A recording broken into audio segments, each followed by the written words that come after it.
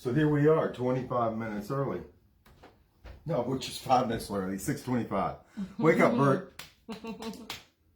Stayed up too late watching the game. Go Braves.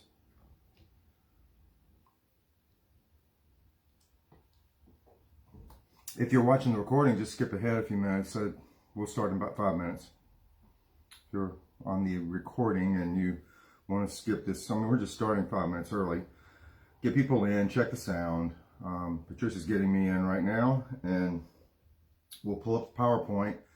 If you've never been here before, we do the PowerPoint on Zoom electronically. It's on your screen, but we can't do that on Facebook. So what I do is I have printed out duplicate slides, and I'll be holding them up so that you can see them like that.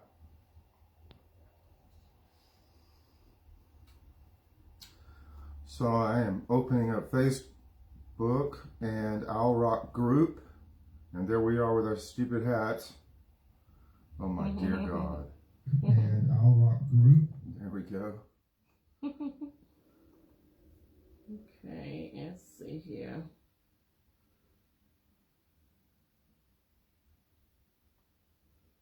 Okay, I'm going to do a little bit of a check here and see where I have to hold this to make sure that you all see the whole thing. That's, how about here? That's too close. Looks like I need to hold it about right there. Wow. That is higher and closer than I would have expected. Okay. Well, there you go. All right. All right. I'm still not in. Having some problems with this computer.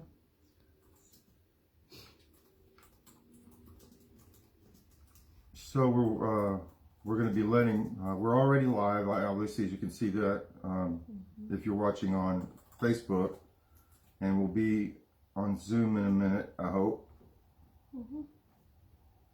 And it looks like Becky Martino's here, and she says it looks like my pearls work. Well, she still has on her pearls. I don't know if you can see her yet, Becky, but I guess you can on live stream. Yeah, she's still got them on. So, you know, Doc Peterson, who wore those pearls, and it was his little brainchild, whatever they mean. He wrote this amazing article that I read. He wrote it the day that the World Series started, and I sent it to Patricia and to my brother Mike, and it was just amazing what he wrote. He really had a lot of confidence in this team. His perspectives on what was happening turned out to be right on. He used a little bit salty language, but, you know, he's a ball player. We'll forgive him for that. Salty language doesn't bother me like it does some people. Okay. I'm still requesting, still waiting for the host. Yeah, something's going on with my thing, and it wouldn't let. This thing is waiting for the host to let me in, and I'm the host. So. Okay, well maybe I better cancel this so that you, maybe that's why. Let me cancel my request. Try again.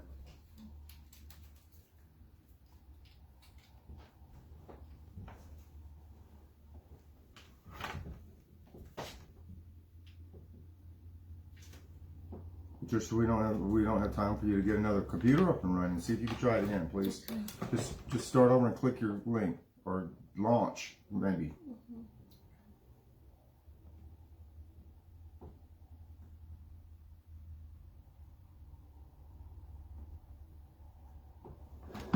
Oops.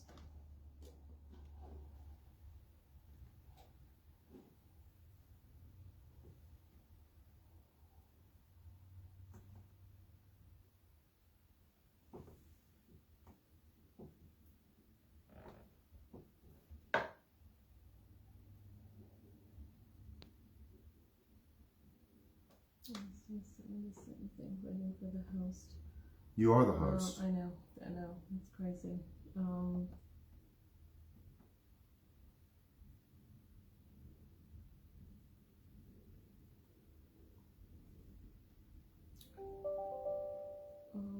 Open the other computer and continue to try to work on this one, okay? Okay, let's see.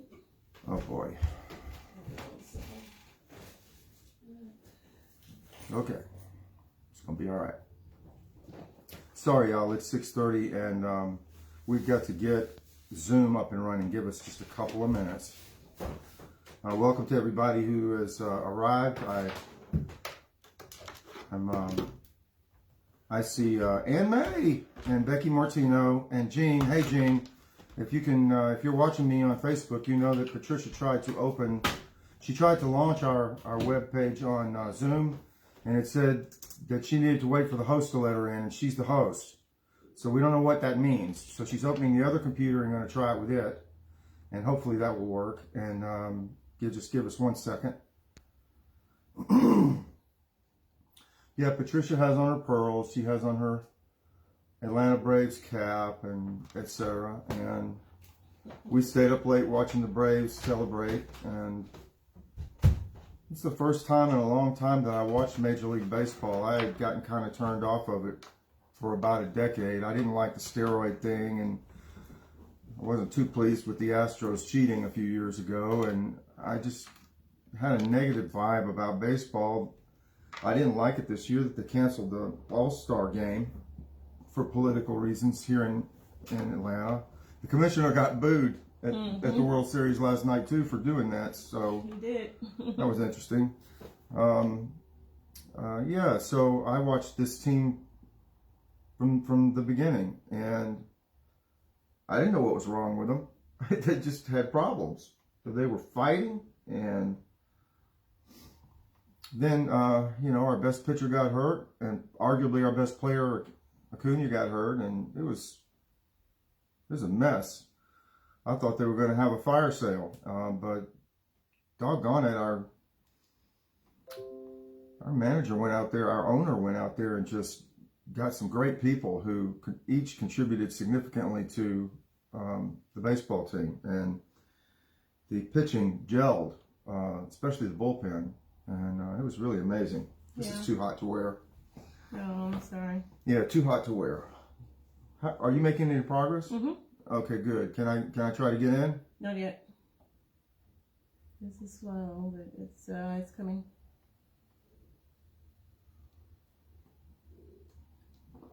You don't have to have open Outlook to get into Zoom. You know that, right? Mm-hmm. Well, but you're doing it anyway, okay? Now I'm going to... Yeah, I mean your email. So, you don't have to go to your email. I know, but the other one wouldn't work, so I'm trying something different. Okay.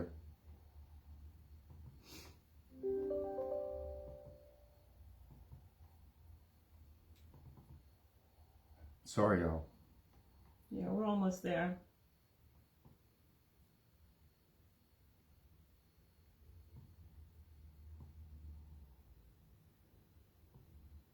So what we're going to do is we're going to put that link right on your desktop so that you don't have to hunt for it if we have a situation like this.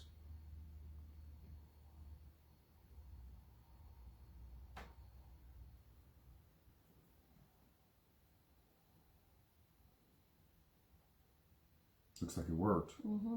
Okay, I'm going to try. I'm knocking on your door. Jean, go ahead and try.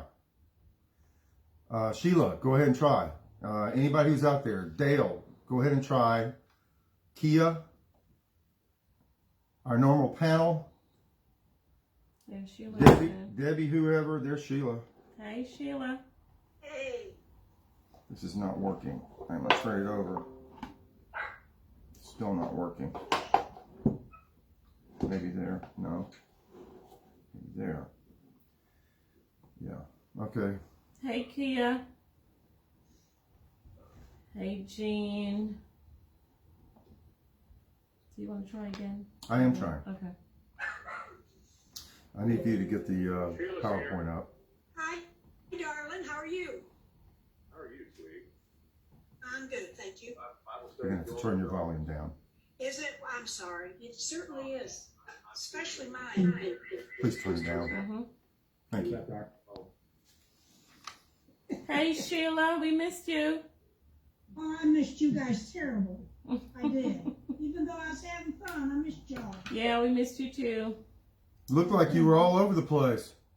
We were. And all them pictures we took was from where I've been born and raised. Oh, that's exciting. I see Paula. Hello, Braves fans, she says. Hey. Okay, I need a PowerPoint. It's coming. Yeah, I'm sorry we're a little late. Patricia's other laptop wouldn't open up, wouldn't launch her. I don't know why. It wouldn't launch her Zoom, but this one did. So now she's opening the. It says no, it's not that one. It says use this one, not the one I sent yesterday.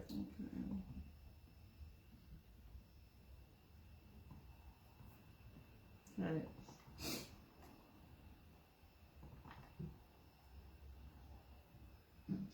That would be the one. So, ladies and gentlemen, she's almost got this ready for you. If you're on Zoom, you might be seeing very shortly the slideshow, and I will want to make sure it doesn't get maximized and cover up the comments over on Facebook for me. Why aren't I seeing it, Patricia? 1 second, I have to go back to the Zoom and share screen. Okay. And then it'll come up. There it is. And share. Boom. Finally. All right, so I want to put this across the top, so I'm going to put this up here like this. Put it on your, actually on your picture, and then, there you go. Okay, that's better. Okay, how about the slideshow? Can you put it on slideshow? I will. Give me a sound check, will you, Sheila? Yes. Test. 3. Test 1, 2, 3. Gene, will you give me 1, 2, please? Absolutely. Good evening and welcome to the World Champion Atlanta Braves broadcast. Well, all right, there you go. Oh, wow. Okay. Got it, finally. Good to see all of you. Okay. Well, ladies and gentlemen, we're a little bit late getting started. Sorry about that. Let me go ahead and begin. Thank you for being with us. And you know that we've been looking for Satan in the Old Testament, and then we started looking for Satan in the New Testament. And what we found out about Satan was that it's not Satan. It's in the Greek, it's the Satanas. So it can't be a proper noun, but most of the translations into the English change it into proper noun. And as I showed you from several scholars, including a friend of mine who is a biblical translator, he told me that there's no justification for it, that it's not a proper noun, that it shouldn't. And when you change it from Satanas to Satan, that's called a transliteration, not a translation. The translation of the Satan or the Satanas is the adversary. And that's what they should be translating it as. And almost no translations into English do it. So we found something similar that we're going to be looking at with the devil this week. So here's our cute little devil. You devil, you. Yeah, and I hope that's visible for you guys on Facebook. I hope. Yeah. So, what are we going to do with the devil? I guess it's the question today in the New Testament. What does it mean by the devil? And I really don't want this to be maxed out like this. And I'm hitting escape, and it's not helping. So I don't know what to do. I think it's, I don't know. Let me see if I can do it. I'm not going to be able to read. Wait a minute. Yeah, that's better, but it's not the slideshow. No, I did it to see if it will help you, but I'm on the slideshow. Can you put it back on the slideshow and let me see if I can fix it from here? Sorry, y'all. It's giving us problems it doesn't normally give us. So I just want this to not be exit full screen. Is that what I want? Better. Okay, now I'm good. All right. So the first slide, next please. Here's our first slide, and this is just to show you that the phrase "ha diabolos," the devil, it's not really "ha diabolos." It depends on the tense of the verb, what ending you put on the end of nouns. And we don't have that much in English, but they do have it in other languages, including Greek. But anyway, it means it's being translated a lot as the devil. So if you'll notice there, this phrase, ha diabolos, or with various endings, is in 36 verses, 36 times in 36 verses in your New Testament. and including all those right there, Matthew, Luke, John, Acts, Ephesians, etc. Notice that the word devil doesn't appear in Mark's gospel at all. I thought that was interesting. It's also not in Romans or 1st and 2nd Corinthians or Galatians. Really interesting. Some of my favorite books. Yeah. So the next phrase, okay, the next slide. So we're going to focus on the Gospels, and the reason that I've got this right here is because the word diabolos means slanderer. One who slanders, one who testifies falsely, one who spreads lies about people, slanderer, okay? So it occurs 15 times in 15 verses in Matthew, Luke, and John. 6 in Matthew, 6 in Luke, and 3 in John. All right? All right, now that we got off to a fast start, let me slow down and let's take a look at this one. Hopefully it's focusing on it. I don't know if that's the case or not. In Matthew 1:1, right up here at the top, then Jesus was led up by the Spirit into the wilderness to be tempted by two diabólou. Okay? And then I have down here 24 abbreviations for 24 versions of the Bible into English. And these are the 4 different ways that those 24 versions translated or didn't translate it. Would you go to the next slide, please? Notice this is the same slide, but it's going to be yellow highlighted. All right? So look at the 2 here highlighted in yellow. It's the devil not capitalized with a D and the devil with a cap D. You add the 19 to the 3, and that's 22. 22 of 24 are not translations. The devil is not a translation of this word, of this phrase, tu diabólou. It's not a translation. It's a transliteration. If it's not clear what that is just yet, it will be in a moment.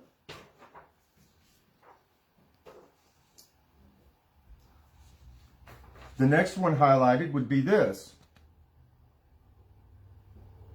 This is a mistranslation. Tu diabólou does not mean the evil one. Not even close. Unrelated to one another grammatically. Definitionally, this was a choice that the Bible in Basic English made that I cannot comprehend.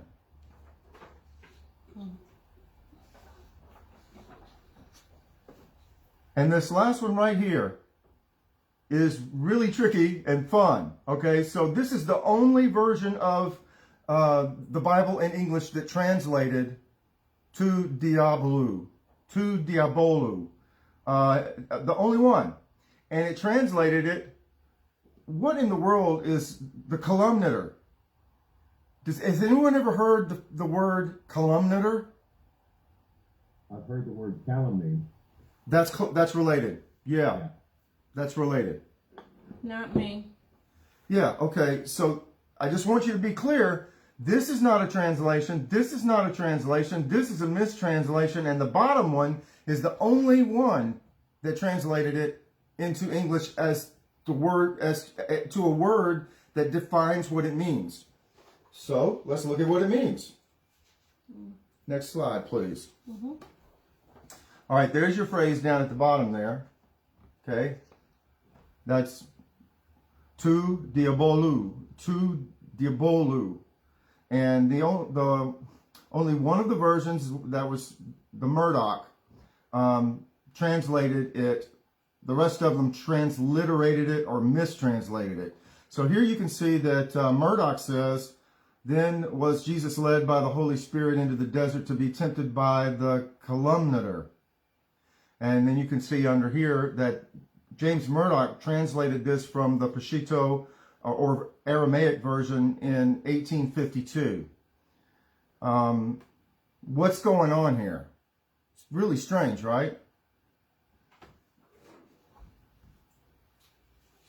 So if you look at it, the next slide, you can see that the ending is different only because of the verb tense is different. So if you look at the bottom here, the Greek nouns change their endings according to the case, gender, and number.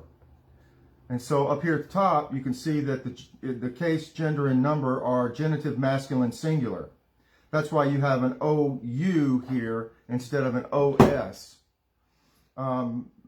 So diabolos down here in the Greek, it means a calumniator, a false accuser, a slanderer. That's what the word means. Next one, please. So I looked it up in the dictionary just to get a dictionary definition of calumniator in English. One who makes false and malicious statements, one who slanders, one who accuses falsely. So I don't think anybody knows what calumniator is, but everybody knows what slanderer is. Isn't slanderer a much better word to use? If you're going to define diabólou or diabolos from the Greek to the English, that's what it means. I would pronounce it calumniator. I know. But that's me. And that's what we do in our British English pronunciation. But anyway. Yeah, I had never heard the word before, so I looked at several places where they actually have a button you can press, and they give examples of men and women pronouncing it. And every one that I looked at said calumniator. Okay. Maybe they were all Americans. I don't know. Perhaps. Yeah. So, have you gone to the next one yet? That one. Yeah, I think that's the one. Okay. Okay, so the Greek to diabólou means the slanderer. Number one, get this. I could not find a published Bible in English that translated to diabolou as the slanderer. Number two, only 1 out of 24 versions translated it at all. That was the Murdoch that I just showed you. But he chose an unfamiliar word, calumniator, and he capitalized it, which doesn't make sense. Number three, 19 of 24 versions transliterated it. That means they dropped the ending and spell it with matching letters of the English alphabet. When you transliterate something, you're changing a word from one language into using similar letters from another language, and you just try to respell it. Okay, so look how diabolos became devil. They just started swapping the letters. In Old English, diabol became diabol, and in Middle English, the IE became E and the O became I, and it was devil. And then in late 1500s, Shakespeare spelled it divil, and by the time of the King James in 1611, it was spelled devil. So what we have here is not a translation. We have an Anglicanizing of a Greek word. It's a English respelling of a Greek word, and oftentimes V and B are swapped. It's an odd thing, but you see it a lot when you go over to Israel and Palestine. If you're going to, you've heard of Beersheba? Well, you go over there and it's Beersheba. The B becomes a V. If you're going to Hebron, you go over there and it's Hebron with a V. So B and V get swapped a lot in languages in the Middle East. I don't know why. I don't think it has anything to do with the fact that there's no P in Arabic, but for a minute there I was trying to figure out how that might be the case. So the transliteration is an Anglicanizing, or turning a Greek word into an English word. And by doing that, you're not translating the meaning. You're just misspelling the word. Okay? Okay. All right, so the result. Almost no translations of the Bible into English translate to diabólou. Almost all of them transliterate it. Diabol is anglicized as devil. And number three, today when we read the devil in the Bible, we know it only as the title for the evil one. 4, only those who look it up found out that to diabólou means the slanderer. And number 5, it's essentially a proper noun now. Some Bible versions even capitalize the devil. So we don't know what the word means because nobody will translate it. And it's turned into a proper noun, essentially. That's pretty messed up. Let's go to the next one.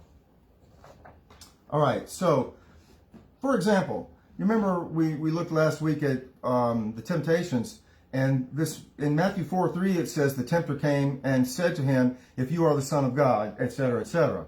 Okay, so there it is in the Greek. All right, ha parazon, and came and said to him, "If you are the Son of God." Now that means ha parazon means the tempter, and 22 of 24 versions translate it that way. And by translate, I mean translate.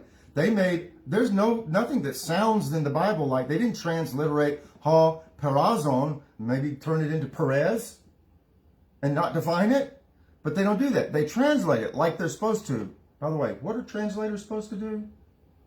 They're supposed to translate, right? Mm-hmm. Well, they're not. Okay. So, so the same should apply for tu satana and for tu diabólou.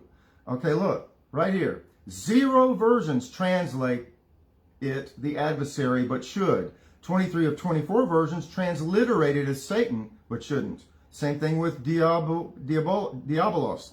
Tu diabólou, 0 versions translated as the slanderer, but should. 19 of 24 versions transliterate it as the devil, but shouldn't. Look, shouldn't we be consistent? Shouldn't translators translate all 3 of these as the tempter, the adversary, and the slanderer, instead of transliterating 2 of them, thus losing the meaning, the original meaning, and turning them into proper nouns? Remember, Tom Phillips, my translator friend that I teach with over there, gave us a message last week. I put his quote from a direct message with him. He said there's no justification for this. It's completely tradition. But I wonder though, could it be that because of the country, like how we pronounce certain things different because we were taught under the British system? And I wonder if that had anything to do with some of this. I don't see how. Tell me how that would happen. It's not about pronunciation. It's about whether they translate or not. They're not translating it. The writer, I'm saying. What about the writer? Which writer? You mean the biblical writer? Yeah, from different places, maybe. They're using the same phrase. They know what they meant. They meant the tempter, the adversary, and the slanderer. But how come our modern translators, they'll translate ha perezon as the tempter, but they won't translate tu satana and tu diabólou. They turn those into proper nouns and capitalize them. Why? Tradition. It's the tradition. People, I guess they're afraid that if they don't put Satan and the devil and put what those phrases mean, just like they did with ha parazon, which means the tempter, if they were consistent, maybe they would lose their Bible sales because their tradition for over 500 years, Patricia, tradition has turned them into proper nouns or titles that we call Satan and the devil. So this will be interesting to you, I think. So I was desperate and I got online and if you'll look right here at the top, I went to Google and I searched for Jesus, and then in quotes I put to be tempted by the slanderer. I wanted to find out if there was anybody anywhere out there in the world, according to Google, who had actually written to be tempted by the slanderer. I found one, and it's over here on the left. This is called the 2001 translation, and if you click about up here at the top, it's really interesting what they wrote. Listen to this. I wrote it right here. I found the 2001 translation.org, and they describe themselves as a community-driven, copyright-free Bible translation entirely made by volunteers. They claim because their translation is non-denominational, translators can work without the pressure to conform to church dogmas and biases. All right? So, look right here. Only church traditions and biases can explain why all but one of 24 versions I checked transliterated tu satana as Satan and tu diabólou as the devil, rather than translating them correctly as the adversary and the slanderer. The 2001 translation renders Matthew 4:1 as, quote, "Then God's breath led Jesus into the desert to be tempted by the slanderer." Although the capitalization of slanderer is not called for, at least these translators had the nerve to buck church tradition and bias, to actually translate the Greek tu diabólou correctly as the slanderer. And the only reason they got away with it is they're not trying to sell you or anything to you. They're not beholden to a publisher, and they are not bound by tradition. They just translated the two Greek words. They mean the slanderer. So Satan and the devil, as terminology in your Bible, are transliterations based on tradition and church dogma. They are not translations based on Greek translations into English. This is the only one I found online that used the correct translation. And, you know, they aren't buying or selling anything. You can't get this on paper. You can't buy it in a bookstore. It's just free online because they wanted to translate something without being driven by tradition. Next one, please. So this is how you translate it. It's really simple. Okay, you got your biblical Greek over here, to diabólou. You got Murdoch, who was the only published one English Bible that I found that translated it. And he used a weird word, the calumniator. And then over here you have modern English, and that would be the slanderer. So no published translations, but Murdoch did what translators are supposed to do, translate. But he just picked a strange word and capitalized it. But that's better than not doing it at all, right? So here's my conclusion, so we can discuss. Here's my conclusion, and Satan's not happy. He's saying what? Just like last week, we've got somebody upset.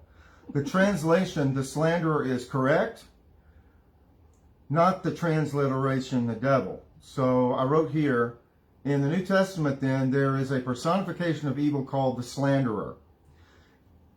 Like the adversary and the tempter, the slanderer should be translated to English, not transliterated. None of these three are titles or names, that is, proper nouns, but are generic descriptives like the farmer, the secretary, or the barber. The article the makes them common nouns. Transliterating to diabólou as the devil is a church tradition and bias. As a result, the intended meaning of the New Testament writers, the slanderer, has been replaced and forgotten. And my last slide, I think. Well, I've got one more because I'm going to show you what we're going to look at next week. Here's what I'm going to do. I'm going to give it a try anyway. I'm going to see how this works. I'm going to stop saying Satan and the devil, because those are transliterations based on church dogma, bias, and tradition. I'm going to say what the original biblical writers wrote. I'm going to say the adversary and the slanderer. That's what the words that the Bible writers wrote. That's what they mean. So one last time, just so you're clear.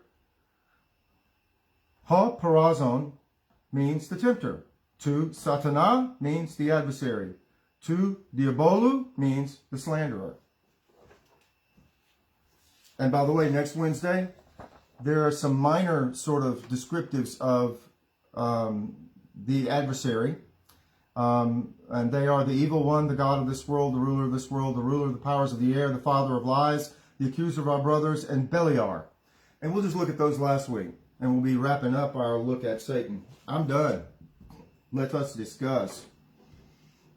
Well, how did that sound to y'all? Are you surprised?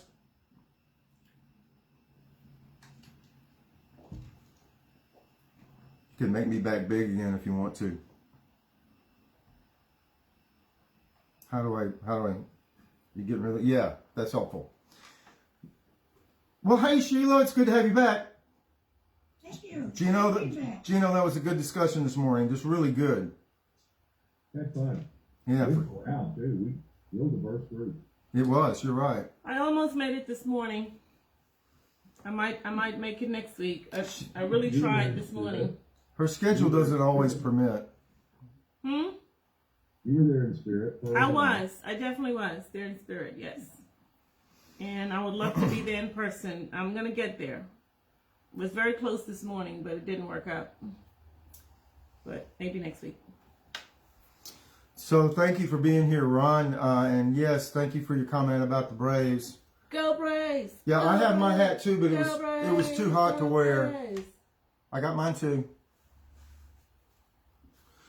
So, Yeah. So we have a similar situation with the devil that we had with Satan, with an attempt to to not translate what they mean, but instead turn them into something like a proper noun.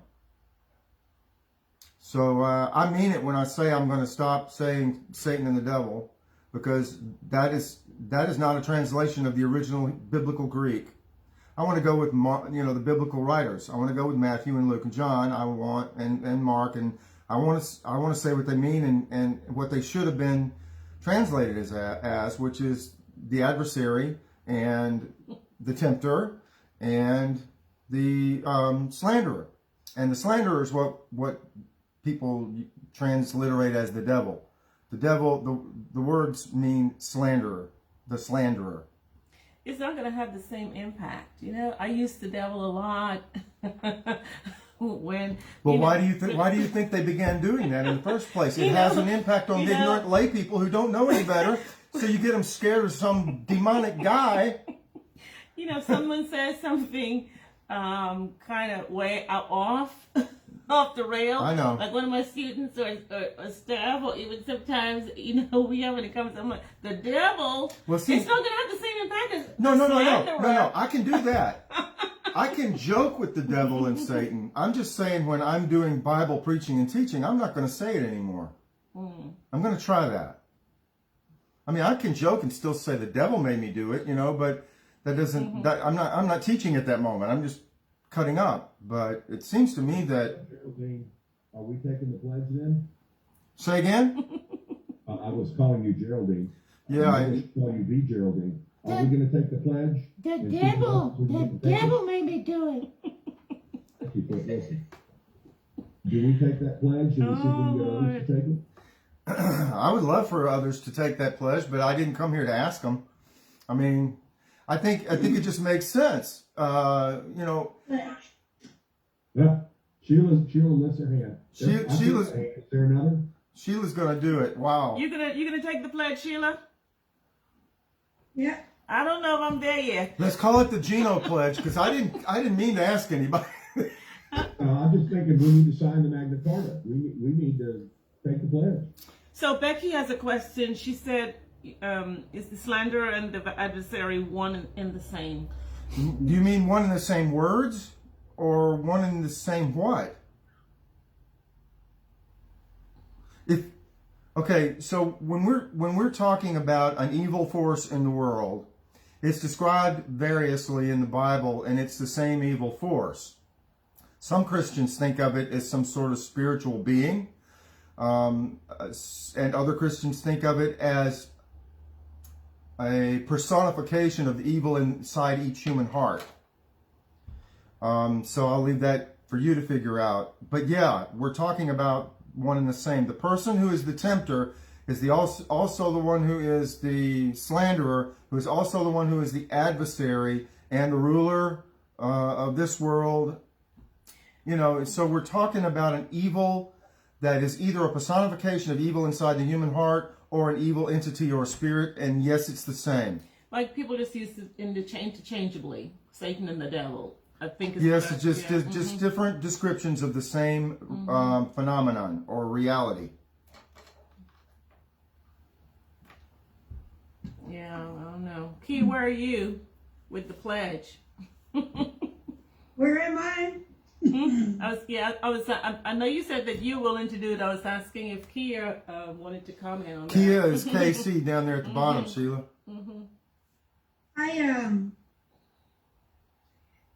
I believe that it's I'm with Bert there as far as going with the adversary and the slanderer. I have to tell you, while I was in my hometown, I have some Greek friends that are from Greece. And we are talking about the Lord and God and the whole 9 yards, they're very religious people. And as she was talking, she kept saying the temper. The temper? The tempter. And at first I wasn't quite sure what she was talking about, but as she went on, it was more or less exactly what you were trying to put here tonight. Yeah.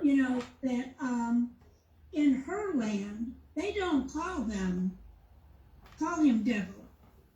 Are you hearing this? Mm-hmm. Yeah, they do not call him the devil. They do not call him Satan. That's because they read the Greek in their own language. They speak Greek. They understand Greek. They know they're supposed to translate it, not make up names by misspelling it. Where they from, Sheila? Greece. From Greece? They're from Okay. Greece. Yeah, yeah, Hmm. yeah. That's interesting. That's really good, Sheila. That's good evidence Yeah. for our study tonight. I mean, Well, it's funny that we're on this subject because, you know, I was going to come home and ask about it, but God is good. yep, there you go. Hmm. The tempter. Yep, the tempter, the adversary, the slanderer. It's two diabolos. It doesn't mean devil. It means the slanderer, or that weird C word that Murdoch made up. Combinator. Yeah, I know. Combinator, whatever. But I think we've always used slanderer, the same words that you're using to describe the devil or Satan, but we've used them all. I mean, it's like if we're describing Satan or the devil, we've used slander or the adversary. Correct. But we don't call them. And I think that's the difference. That is the difference. We never refer to them as the slanderer, or, you know, we just describe that this is what his role is. He's a slanderer, he's the adversary. Correct. But not in terms of description, but yeah, the way that you described it, that's the name, actually, the name. I kind of like it, though, that in the original Bible, as Sheila has eloquently shared, in the original Bible, read in original Greek, including by original Greek-speaking people, that's their first language, they are unfamiliar with Satan and the devil as names for this phenomenon. She was talking to her friend and saying the tempter, and she was thinking, well, who's the tempter? Because no one translates into English Bibles like they should. That there is a tradition bias dogma that has turned these into names by transliterating or Anglicanizing them. What's the word? I don't know what it is. Anglicizing them. And it's not right. It's just not right. And what it's done is that it's turned the slanderer is to one of those things you look up in the Bible dictionary and, well, what the devil means is the slanderer. But what the truth is that the New Testament writers who wrote in Greek didn't ever intend for anybody to call anybody the devil. He was just calling him by the descriptive, the slanderer. Period. So when we say, he none but the devil, stay away from him, he none but the devil. Well, I mean, we don't have, see, that's the problem though, Patricia, that's the problem. Because we can joke about it, and that's fine, but how many people out there know that the joke's on them? There's no name of the devil or Satan in the Bible. Not in the original Greek. Not in the original writers. Matthew, Mark, Luke, John, and the rest of them. It's not there. Well, I think when people even joke about it, that what they're really saying is this is a bad person. This person is the adversary. They're a slanderer. They're the tempter. I mean, all these attributes, you know, to describe what they mean by the devil. I appreciate the pushback. I'm not just saying that I'm wrong though. It's not an argument. You know, if there's a reason why we need to defend transliterating rather than consistently translating. If there's a reason we need to defend anglicizing it and misspelling it because it's tradition or it's dogma, you know, make an argument, but just, I mean, tell me why I'm wrong. I mean, what did the 2001 translators say? We're not bound by any denomination. We're not bound by any publisher. So we're going to put what it should be translated as. And what did they translate it as? The slanderer. And they were the only ones that I could find that did it. Yeah, that's damning evidence for what has happened. And it goes back to that old thing about control domination, manipulation, and using fear. So you create a boogeyman. You say he's going to get you, and he's trying to take you to hell. And they start describing hell, and then they start describing what danger you're in, and you haven't got your salvation right. And then they say you might die on the way home, and before you know it, you've got fear, control, dominating your life rather than faith and freedom and peace and joy. So this, we're not just talking about a personification. We're talking about actually creating demons, devils, Satans to frighten people. Yeah, I mean, so he made me think of evil too. You know how we talk about the evil one and the evils in the world, and all because of the slanderer, the devil. And I'm thinking about Martin Luther King Jr., who talked about the three evils being poverty and militarism. And, I hope they can hear you because you're speaking really soft. Oh. But you are close to the microphone, so maybe it's working. I don't know. Yeah. I hear. Good. Thank you.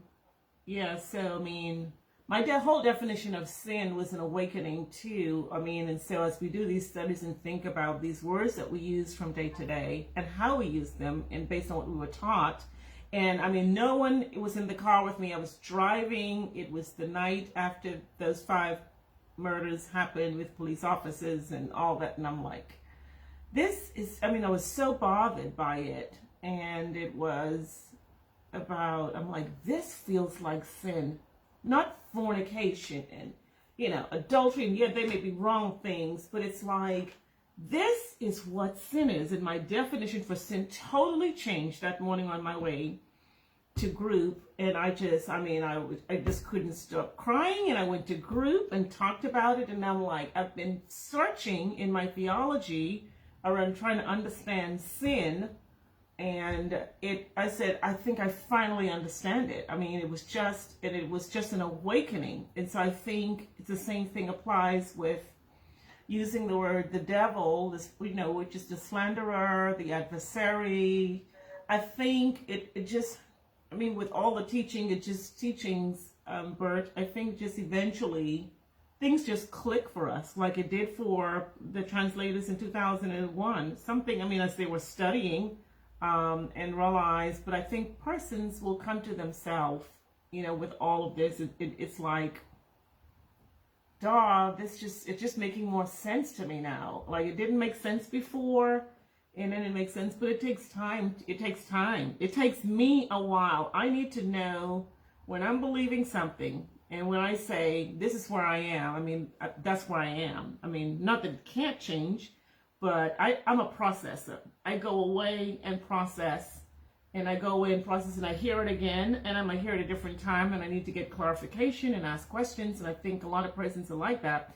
But some persons, I think sometimes people come to themselves and they don't do it because, well, I'm the only one. What are they going to think about me if I stop using the word devil and stop using the word Satan, and now I'm only referring to the adversary? If I used to around my family think I'm crazy, what are you saying? You know, can you not say the devil anymore now or something? It's like, it's just different. It's new, and we resist change. I mean, generally I do, and I think most of us, you know, does. So anyway, I think I'm rambling here, but I'm just... No, you're not. That was really, really good. Was that as good as I think it was?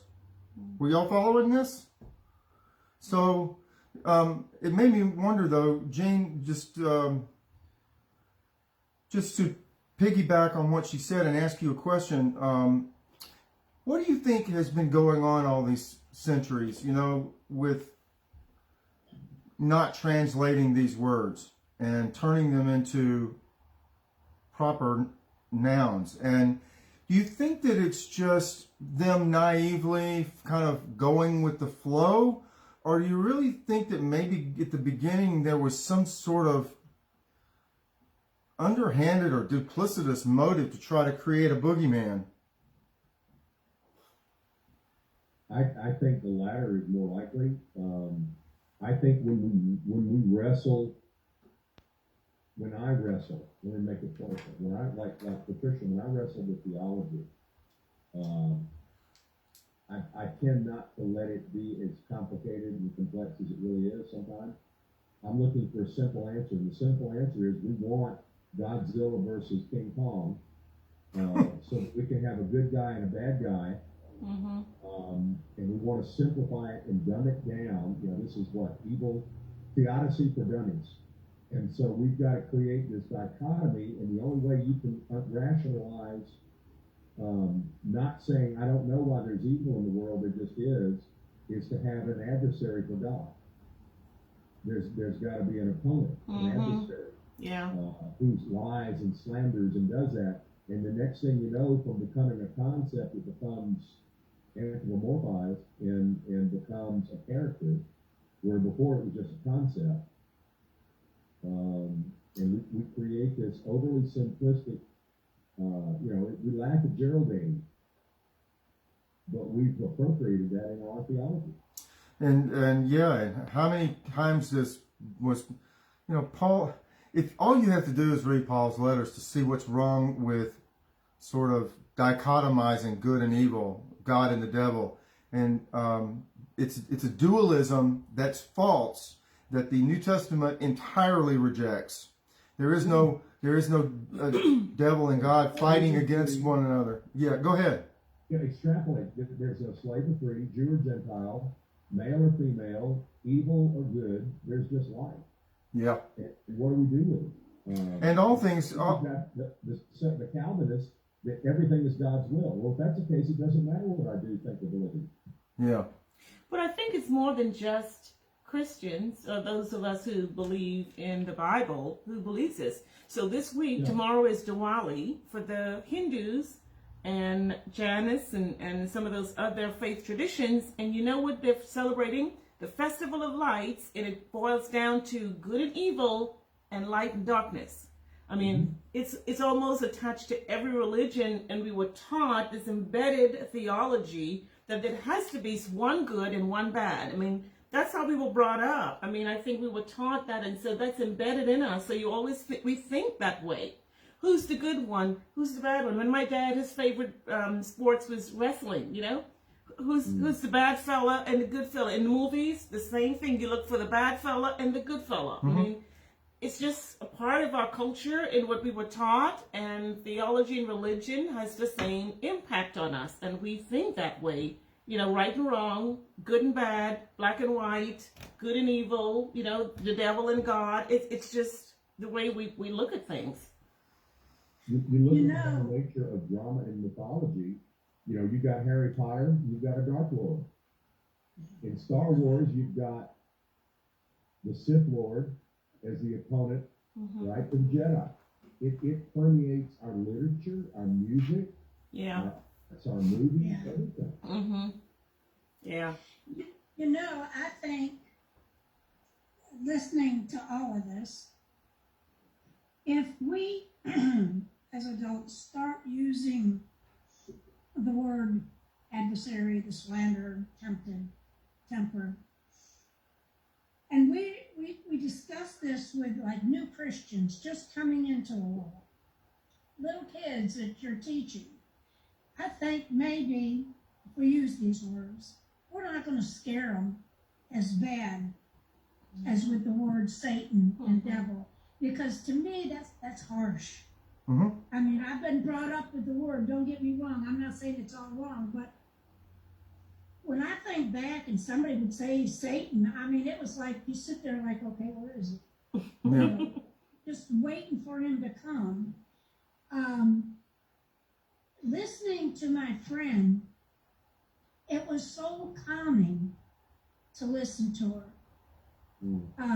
Not once did she ever say Satan, or did she say, the devil, or anything really harsh. And I think that if we could start doing this with our kids and new Christians coming along, we wouldn't scare them as bad as some of them are.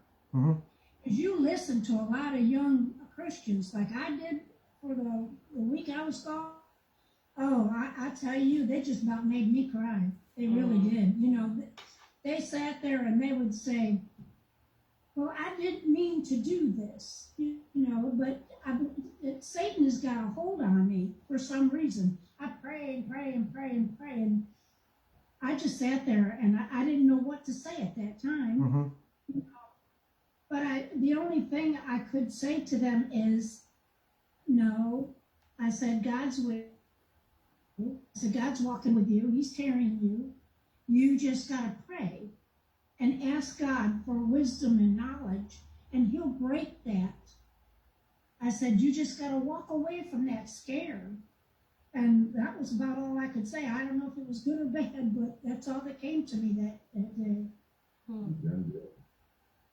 You know?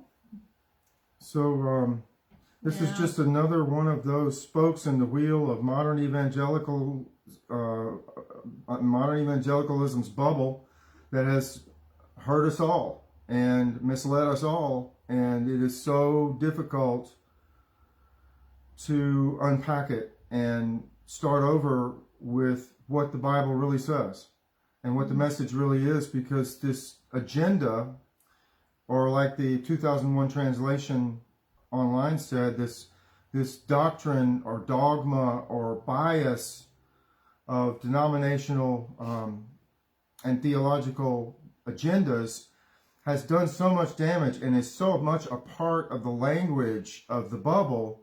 It's very difficult for anyone to even. How do you change something so vast? Yeah. How do you change something so vast? Well, you know, one step at a time. It's like, how do you, you know, walk the marathon, 26 miles with the first step? And I think what you're doing, Bert, is the first step. And I think it's making an impact. It may not appear that way, but making a dent. And I think that's how it begins. You know, sometimes I look at these mega ministries and I think, wow, this man just, you know, I was in a meeting the other day and we were planning MLK celebrations for our hospital across the system, you know, for 11 hospitals. And I was there with one of the executives and they were looking for a choir. And she said, well, I thought about my choir. And she said, and I said, well, where do you go? Where do you worship? And we were going to talk. And then she started talking with a pastor in Warner Robins. And I mean, she sent me the link. I said, I've never heard of him. And she sent me the link. And, you know, in one day's time, they had over 1,000 followers listening to the message. I clicked on another link, 36,000. And I said, wow. You know, but, you know, and I listened to part of the message, and it's totally different from what you're preaching and what you're teaching. So, but, you know, people want to hear what they're familiar with. People want to hear what feels good. People want to hear what makes them, you know, walk away not thinking about, wow, you know, it's not in the Bible? The devil's not in the Bible? Hell's not in the Bible? What in the world? You know, that's really far-fetched for most people. It's an awakening. I'm surprised all the time, Bert, you know, with your teaching and coming across all of these exegesis of scripture. I'm like, well, that's not what I preached. That's not what I learned or was taught. I'm like, are you sure? You know, well, maybe you're wrong this time. Maybe it doesn't mean that. I could be. But, you know, it's just, you know, my whole point is, I hear you, Sheila, you know, it's making a difference and it starts with the first step. Yeah. It's got me depressed now. It's a real downer. It's really got me depressed. I'm sorry, I didn't mean to do that. Well, you know, it wasn't you. It's the fact that there are probably a million churches just like that one. They're getting 30,000 views a week, and they're all saying the same thing, and they all have no idea what they're talking about. Nobody's done any serious Bible work, you know, and the people who I just figured that if somebody who is, you know, staunch, firmly modern evangelical were to come across or listen to the beginning of one of these videos of mine, I think they would turn it off in fear. I think they would go somewhere else. They're not going to give it a listen. And that's why I put all the details on here. That's why I give you all so much detail and show you exactly where it is and exactly what it says in the original languages, and just try to be straight with you about what I see. I can be wrong, but you know what? I don't see anybody out there doing any real work. They're shouting a lot, and they're saying hallelujah, thank you, Jesus, a lot. And, there's a lot of speaking in tongues and exuberance and dancing in the aisles. But did somebody do any work with the Bible other than just quote things they've heard before? Yeah. Paula said yes. Becky had another comment. Yeah, Becky says, I think people do not want to recognize the evil in their own hearts. So they have to create an evil being who is separate from themselves. That's interesting. Well, see, the psychology of that, Becky, works along really well with anyone who might have an agenda to manipulate and control people. Because if, knowing that they don't want to own the devil in themselves, so to speak, it's helpful for them to exorcise it and project it on to a Satan. But then Satan's dangerous and scary and bad, and he can make bad things happen to you. So that's why you need the church, because if you don't have the protection of the priests or the pastors and their mojo in prayer, then Satan has power over you and can get to you. But we have the mojo to ward off that evil boogeyman. It's called you plead the blood. Oh my God, I plead the blood. So what happened to all those scapegoats out? I plead the blood over you. Yeah, what happened to all those scapegoats out in the wilderness? Yeah, was there a burrito stand out there somewhere that served menudo and cabrito? Could be, but I don't think anybody's getting your joke, Gene, because most people don't know that there was an actual scapegoat. Yeah, I mean, and that's what we've done is Christianize scapegoats. The devil made me do it. Well, just say no. Yeah. Paula had a comment. Patricia's right. People want to stay in their comfort. Yep. Are Jesus the came to things that comfort the afflicted and afflict the comfortable. Hey, Kia, how are you? I'm wonderful. I just have a question. It's surrounding theology school, and it's not off topic, but I'm just curious to know when certain clergy go to theology school and they're learning about the Bible, are they hearing this message? Because I hear what you're saying, Bert, and I agree with what the things that you're bringing to light for all of us. But are these the same things that are being brought to light for those that are going to seminary? What you want to answer that, Gene? We barely hit on the whole idea of Satan or heaven or hell or the kingdom, to be honest. And I went to two seminaries, a year at Emory and 3 years at St. Paul in Kansas City. And I don't know that this really was ever discussed.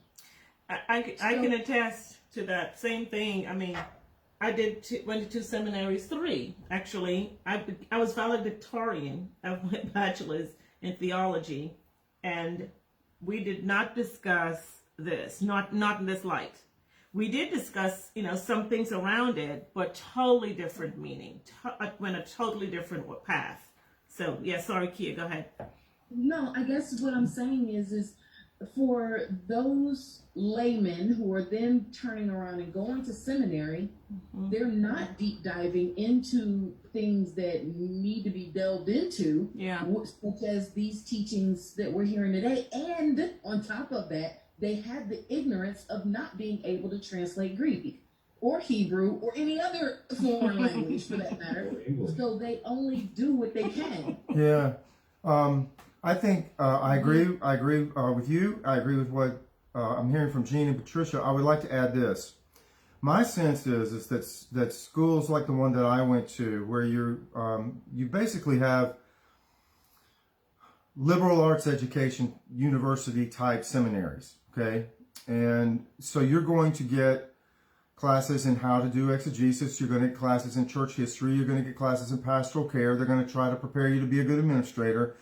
Stuff like that. They're going to try to give you the tools so that you can go out and be a pastor. But what they don't do, what they basically do is they ignore the driving theological drumbeat that's throughout the media. They just ignore it. Maybe they make a sort of a snide side remark about it in a sermon here and there, but they don't tackle head on some of the theological and exegetical errors that are so common and that are so damaging. So you got the evangelical bubble, and we know what they're about. Then you've got the liberal arts education seminaries, and they're doing their own thing in their own little world. And they're not really at war with them. They just kind of ignore them as the stupid little brother who didn't go to school. They just ignore them. But here's the thing: is they're doing damage. So I feel alone because I feel like I'm one of the few people that has decided that, well, I'm not going to do what the liberal arts universities and seminaries did, and I'm not going to leave the bubble problem alone. I'm actually going to challenge it. Just kind of go in like a bulldozer and knock over one thing at a time. And they're never going to do that. But somebody needs to do it. I think you should start your own seminary school, Bert. Well, thank you. I'm a terrible manager. I'm a really good thinker, but I'm a terrible manager. I don't think I could pull that off. Adjunct faculty and teach the class that you've been teaching here. Well, if we hire an administrator, I'm in. Yeah, why not? I can do it. But don't you feel like, Patricia and Bert, don't you feel like you got some of the skills you needed that when seminary was over, you could do the bare minimum, and then you had the rest of your life, your career, to go and study and use the tools they gave you to apply them. And hopefully they whetted your appetite where you wanted to do that. Yeah. And real life circumstances steered you back to these world-class dilemmas, conflicts, and challenges. And by then you were ready and grounded enough to deal with it. I'm not sure at 20 years of age, I was ready to talk about evil and heaven and hell on the level that we're talking about now. For sure. Yeah, I mean, so I went to Candler for 2 semesters before I went to Columbia. And I remember my first class there, they were talking about things that I had not heard before. And I thought I knew the Bible. I mean, I can quote you a scripture and tell you, and I've been preaching, I've been doing this a long time. And I'm like, were y'all getting this? Which Bible are you reading? No. And I would tell you, what my interpretation of that scripture was, or this chapter was, or this book, who they were talking to, and it was just a totally different theology. And after time, I realized, okay, all right, I need to sit here and listen, because something you're saying is true. I don't want to admit it, and I had to swallow my pride. But I mean, so there are some professors out there who are doing what Bert's doing. There are some professors who are, but it sounds different to a lot of, like me, coming from my culture and from my background. It was totally different. I was very resistant and not open to hearing anything they were saying. I'm like, this is crazy. I'm not believing that. And when I wrote my papers, I wrote based on what I knew and what my experience. And then after time and having conversations and, and talking with Bert, and we were dating at that time, and I had lots of questions. I didn't understand. Why haven't I heard this before? Where are you getting this? My professors never taught me about this. They never taught that. It was just very different. So hearing something new, and now I understand too why people are resistant.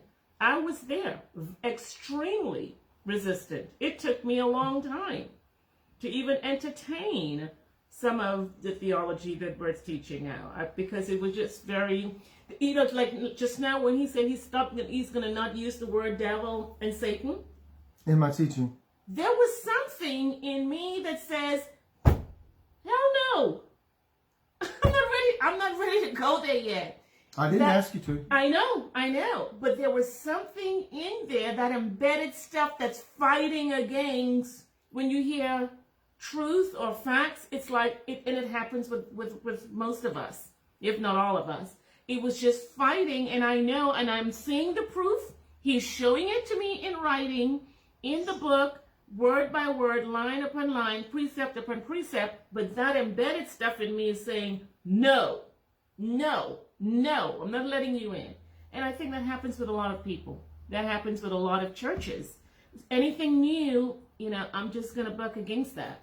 So it's not personal. It's just this resistance within us that's telling us that can't be right. Why would a million people be wrong and one's right?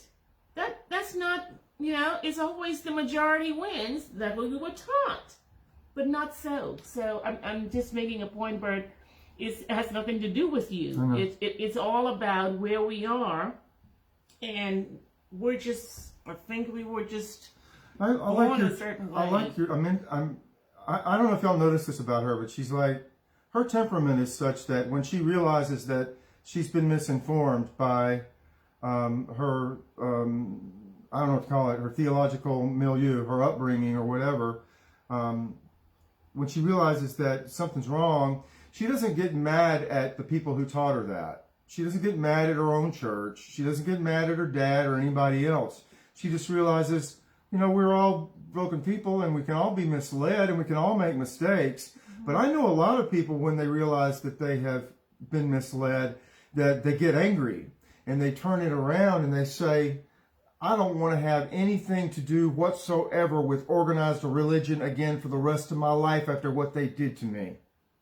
So there's this, there's a continuum of responses that I see when people realize that the bubble that they've been in has misled them. Mm-hmm. And Patricia's not a blamer. She's a healer, But there are some people who get into their to wounds, and some of those wounds are really deep. Yeah. My sister's joined. She's, hey, Vern. Hey, Vern. Hello. And Mike, your brother is here. Hey, Mike. My brother Mike Gary's on the Facebook live stream and watching, and he said, speaking of seminary, I remember them teaching God versus Satan is a duality, correct? Mm-hmm. I just used that word, mm-hmm. And that is a serious problem. What you are revealing here certainly gives aid to that duality problem like nothing I've ever heard. Well, I don't know about that, Mike. Thank you. You're one of my best cheerleaders. But see, the thing is there is no duality in God. All things were made in and by and for and through Christ in Him, and all things are under His feet. And where evil is allowed to be around, evil is not in charge. Evil is not an opposite and equal of God or Jesus or anything else. That duality is really dangerous, and it is anti-Bible. It's anti-New Testament. It's anti-gospel. You know what, too, Bert? I think where it comes from around theodicy. And why bad things happen to good people. That theodicy of suffering, people cannot understand. And I was just watching a program on television the other day, and this guy said he's an atheist. He grew up in the church. He was a PK, and he and now his girlfriend, everybody thinks that he influenced her to become an atheist. And he said he just can't understand why a great God would allow these things to happen, in terms of slavery and all that stuff. People have their reasons for why they believe what they believe, but it's. I think it's just back to, I forgot my thought where I was going with that, but it's the theodicy thing. I think for a lot of people, they don't have the answer to it. They don't have an understanding or an answer for why evil is happening. Why did my baby die? Why did I get a divorce? Why did this happen? Why didn't God stop this from happening? And because they don't what have if your church, what if your pastor says your faith wasn't strong enough and you're under a satanic attack and you're not doing enough to fight it off? That's why your baby died. Those are the people. Go ahead, Kia. No, go ahead, Gene. He was talking. I'm just saying, Job had several friends like that. Yep. Yeah. And what I was just basically going to say was that those are the people who, like what you were saying, Bert, on they get angry. Those are the people who do get angry because the church comes down on them and They basically are saying you're not faithful enough, or you didn't pray hard enough, or your knees aren't bruised enough. Those are the people who are condemned by that church, and they're like, well, you know what? I'm just not good enough for the church, and then the church is not good enough for me. They throw their hands up and they walk away. Yep. Yeah. It's happening. Yeah. I like Patricia's way of dealing with it better, but I totally understand being angry about the church and walking away. On the other hand, I didn't walk away, but in a way I did, because I was like, I'm never going to be a good company man here if they're going to expect me to just spout, church dogma, or because I'm supposed to, or the theology of the bubble, just because it works. I was never going to be able to do that, but I was also not brave enough when I was younger to challenge these ideas live and in person with the people I was pastoring in Mississippi. I never really pulled the trigger. I mean, I think I hinted at it. I think I moved toward it. I think I gave them some movement in the direction of good information, factual information about Scripture. But I'm not pulling. This is the first time I've ever pulled the trigger. I'm pulling the trigger now. The new church that I'm going to here, I had just asked my granddaughter, who was 23, and she would like to go. And what I got from her was, it was kind of startling, and I almost got mad, but then I just kind of sat there and was thinking. I had asked her to go, and she said, "No, you will never see me in a white church." And at first I wasn't sure what that meant, but she's mulatto, and she's her new family is black, and they go to this church here in Louisiana. It's a lot of praise and worship, which I love to do anyway. And so I said to her anyway, I said, exactly tell me what you mean about a white church and a black church. She says, white churches, she said, are all about the money. And I said, okay. I said, if that's your belief. She said, and it's all politics.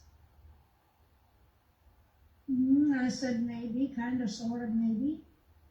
She said, and I hate to be told how I'm supposed to pray. And I said, you don't get any of that, I said, in this church that you're going to. And she said, no, we talk about God. She said, and the pastor there is awesome. He gets on a verse and he just pounds it into you. I said, well, okay, just a minute. You just said pound it into you. White don't do that. And I started to do that. I said, white don't do that. And she said, I said, there's no difference between white church, black church. You might have yourself a fantastic pastor, and I'm happy for you if you're getting something out of this. But I don't get, I just can't understand where she's getting that. Methodist, she's hard on Methodists, and again, I don't understand that either, but she said it's all politics, it's all about the money. They act like they're your friend, and then they're not, and I don't understand, and I don't know how to relate to it, really. Sounds like she had a really bad experience with a Methodist church. Well, kind of, yes, she did. Without mentioning names or anything. That's a shame. It's a shame. Yeah. It's a shame. And Sheila, people go to church for different reasons. Some persons go to church for the choir, good music, good praise team. Others might go for the preacher because they're going to get a good sermon or teaching or preaching. Some go for a combination of both. Some go for the fellowship. Bad preaching, bad choir singing, but they love the people that they sit with and worship with. So there's several reasons why people go to church and would choose a church over another. And so I mean, I hear you. I hear your heart in that. But what can you do? Well, that's just it. I don't think there's anything I can do. If she's happy in the church she's in, by all means, you go there. If you're getting what you think you need in your heart, well, that's good. I'm glad that's what you need. But I just don't want her to get a hold of somebody and tell them that. And then, you know, without even trying a church, they're already going to say, well, I can't go to that Methodist church. You know what I mean? Yeah. Speaking of Methodist churches, a former parishioner of mine, Ann May, is here, and she just disagreed with me. She said, yes, you did. I think she's referring to, you know, me pulling the trigger, you know, and really coming out and fighting. She says I did. But I don't know. It feels different now, Ann. Maybe it's just me. I don't know. I realized that I tried to tell the truth to a certain degree as far as I felt like I could get away with it. But when you've got full responsibility for your children and they're all, you know, teenagers and they're all counting on you and you have a job and they live with you and you're responsible and, you know, I just never felt like I fully pulled the trigger. But I don't have that to lose right now. I'm I'm old and near retiring, and I don't care. I feel like, who's the guy that did the Academy Awards one night? And he said, I just don't care anymore. And he said all those crazy bad jokes against the the celebrities. What was that comedian's name? I don't know his name. He's British. He said, I just don't care. Well, I mean, I sort of feel like that. I feel like I don't have that much to lose. And what I want to do is I want to get it straight myself. I've never dug this hard and this deep to just make sure that, you know, what this is saying is what it's saying. And I figured, well, if I've got a small audience here who can handle it, we'll roll, you know? We'll roll. Yeah, it's not about the numbers, Bert. It's not about the numbers. And I had to learn that, you know? You can be happy in a 20-member congregation with good teaching and good fellowship and go every day and as many times as the door is opened. And then you can go in a mega ministry, you know, with 10,000 people and be so unhappy. I went to church with one of my friends one time. Thank you, Ann. She was a member of this church for 12 years. And after church, so I was a visitor, and they asked all the visitors to come up and shake the pastor's hand at the end of service worship. And so she went with me, and I shook her pastor's hand, and then he handed his hand to her, and he said, welcome. And she's been going to that church for 12 years, and I said, I couldn't go to this church, and my pastor doesn't know who I am. I've been here for 12 years, and I couldn't believe that. You know, she was going with her for 12 years. She's a Sunday school teacher on so many ministry boards. And he didn't recognize her. He didn't know who she was from Adam. Oh, my Lord. And I thought, you know, so people go to church for different reasons. We're back there again. You know, there's something that keeps her there, has kept her there for 12 years. I don't know what that is. But, you know, we go for different reasons. We do. And Ann is saying she loves what I just said, so that's cool. I think that's what she meant. Hey, Ann May. Yeah, Ann May. You know Patricia. So here's the thing. Sometimes I wish that these videos that we are doing on Facebook and on YouTube, you know, would like suddenly go viral and 1 million people or 2 million people or something like that are suddenly watching. And then I go, oh, no, I don't. No, I don't. What do you realize? Do you realize what would come? Do you realize what would come from that? What you asked for. I know. Yeah, you'll be a lot of So I think they are on their own. They are daunting enough that not many people are going to bite. Okay, because first of all, they're too long, and we're not technologically very savvy, so they're kind of sloppy, you know, to begin with, because we don't know what we're doing. We're lucky we got the equipment that we got today to work. Yeah. And also what we're saying, if you don't listen to the whole hour, and most people won't give an hour to a video. If you don't listen to the whole hour, you can't get this. Yeah, yeah. So, I mean, we're protected from people getting it because they won't commit this much time to something like this. And why should we listen to this one guy anyway, even if he does disagree with something that I thought I believed? But for the people like you all who are willing to do it and are participating in it, if your friend sees it on your wall or you send a link and then you see that you're participating in something, one by one, the people who need it might get it. Yeah. And that may be why we kind of jumped up to like 50 and 60 a week viewing this, because it wasn't that much initially. There's more people viewing it now. And it may be that the people who are hungry are doing it. Oh, Paula says, that's why I love my church. We are family. Oh. Yeah, Paula Bailey down there, if you're watching it on live stream on Facebook, you can see her. She's a member at Owl Rock, and she and her husband and daughter are pretty, just like they're always here. Every Sunday. Yeah. Sarah is now a sound lady. Yeah, Sarah was at Donna's funeral. Sarah did the sound, and she's like what, 12 or 13 years old, going on 40. Yep, 45. Yeah. She's probably listening right now and feeling embarrassed. Ladies and gentlemen, we're about to run out of time. Gene, what'd you say? Becky and I have to go across the parking lot to choir. Okay, y'all have a good time at choir. We're winding up anyway, Gene. Gene, do y'all sing? Becky, do y'all sing? Beautiful. Is that a Shetland sheepdog? Becky, y'all. It's a Australian Shepherd. Oh, Cute.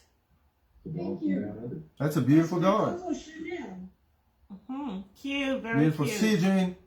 Okay, singer, I gotta hear that baritone one time, Gene. Thanks everybody for joining us tonight. Join us on Sunday. We're going to be having worship at 10 o'clock Eastern, and Gene will be having worship at 11 o'clock Eastern at his church over in Tennessee, if you want to watch that too.